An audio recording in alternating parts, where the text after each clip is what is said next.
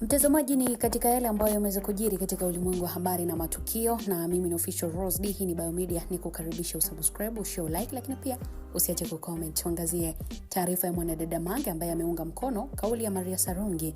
Anakuambia hata mkificha dunia isijue, ukweli umeshajulikana.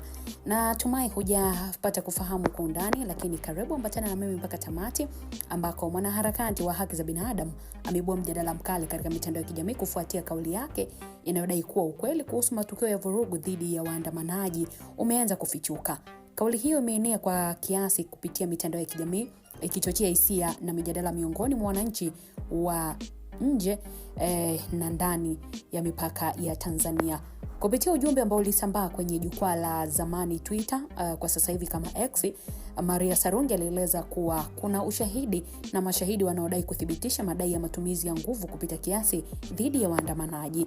Na katika maelezo hayo alidai kuwa baadhi ya watu walipigwa risasi wakati wa matukio hayo, akipinga simulizi rasmi zinazodai kuwa vurugu hizo zilihusisha pande zote au zilichochewa na uharibifu wa mali.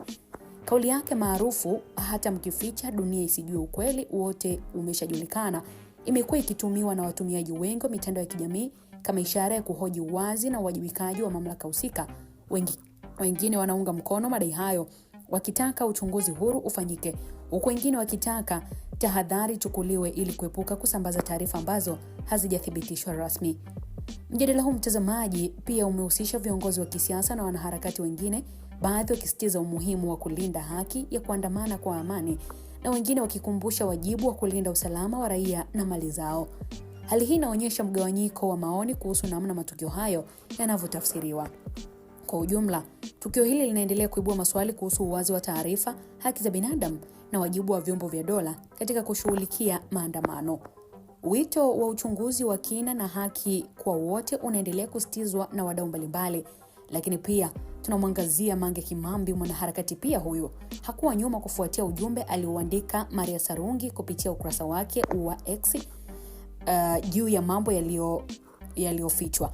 Mange anadai kuwa yupo tayari kuthibitisha na kusema kwamba yapo mengi yaliyofichwa, lakini upo muda kila kitu kitakuwa wazi na yote yaliyofanyika gizani yatakuwa hadharani.